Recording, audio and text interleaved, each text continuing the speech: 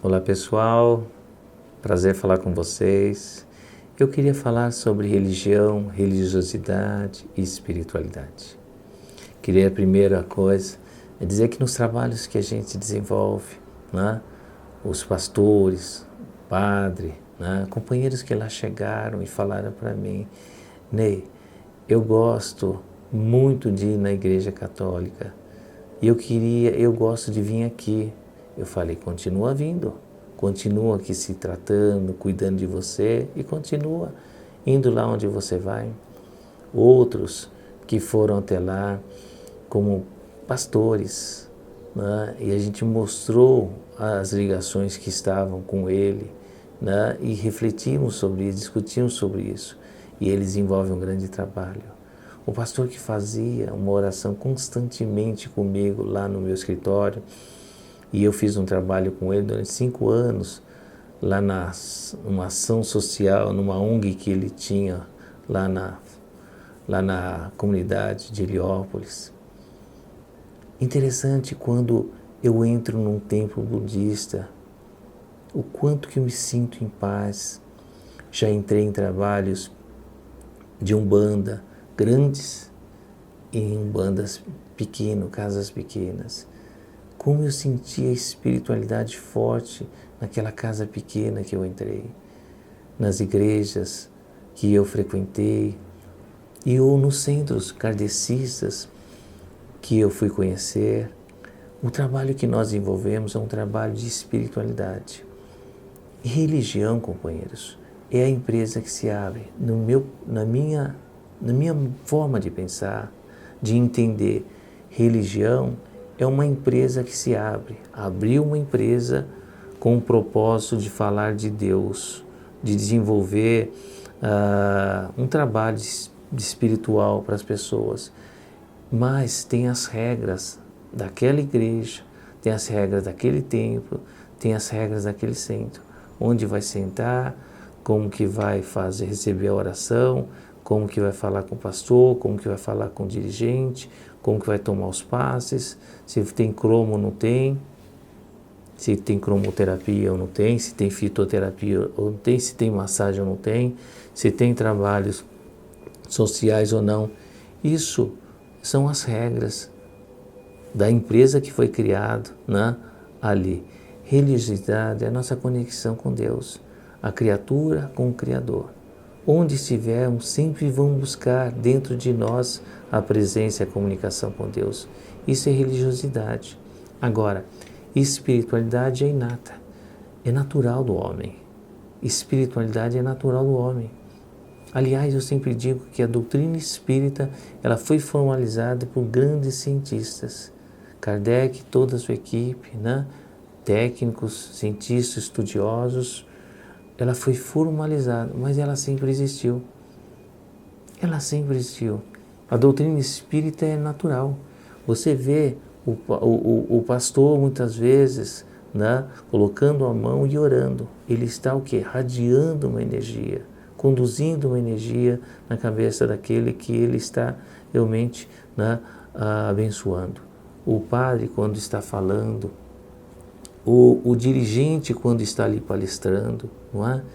Isso tudo é espiritualidade, isso tudo é radiação de energia, isso tudo é uma comunicação espiritual que temos. Você, quando você entra dentro da sua igreja, procura sentir a espiritualidade que existe ali com o padre, com as pessoas. Procura dentro do centro kardecista, centro de Umbanda, sentir a espiritualidade que está ali. Interessante, meus amigos, que quando eu estive em um casamento da minha sobrinha, numa igreja ali no bairro Santa Cruz, aqui em São Paulo, eu antes, como padrinho que eu estava, antes de subir no palco, conversando com algumas pessoas num corredor, eu me senti uma coisa estranha comigo. E aí no palco começou a me dar um suor. Quando nós fomos para a festa, eu na festa comecei a passar mal, voltei para casa. Mesmo acompanhando minha sobrinha, os preparativos durante um ano, eu não consegui ficar nessa festa. quando eu cheguei em casa, se manifestou um doente que estava na igreja, muito debilitado, que desencarnou com doenças sérias, né? E ali eu envolvi e encaminhei ele a campos de tratamento. Quando eu fui fazer um curso de meditação chamado Kriya Yoga, uma técnica que até foi trazida por Ocidente pelo Paramahansa Yogananda, eram 3 dias de meditação, onde viriam 2 indianos, e lá sentado, aquele monte de gente que veio, gente de todas a cidade, todo o estado, um salão enorme, e fazendo a meditação ali naquele tapete que a gente coloca.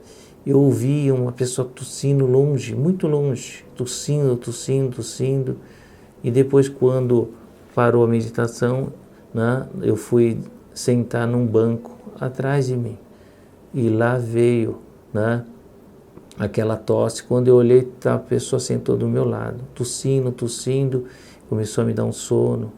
Eu adormeci e vi uma mulher de branco, uma enfermeira, na minha frente. E ali, quando eu fui voltar para fazer a respiração, a meditação, eu comecei a passar mal, comecei a me sentir o corpo pesado, comecei a sentir uma ânsia, e eu não vi mais a mulher tossindo.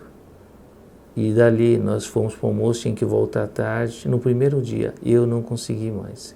Voltei para casa e se manifestou um senhor que tinha sofrido uma doença, acabou desencarnando com um câncer na garganta.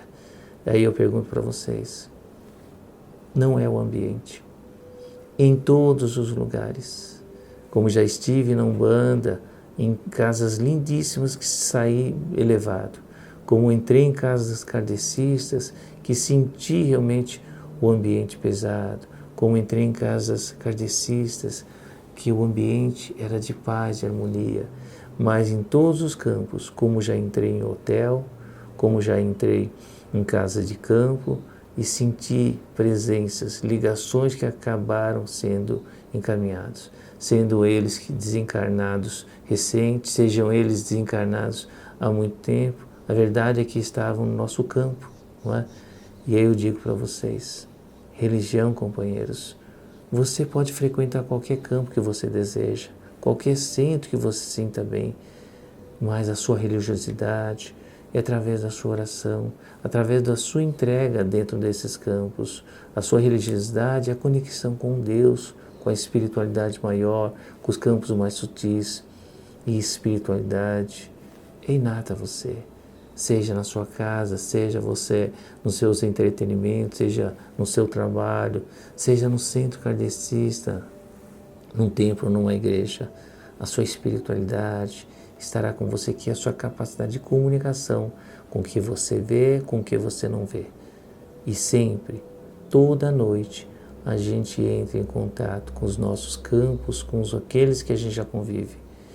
É importante que a gente entenda que a espiritualidade, companheiros, ela realmente abrange tudo o que somos, é a nossa própria essência.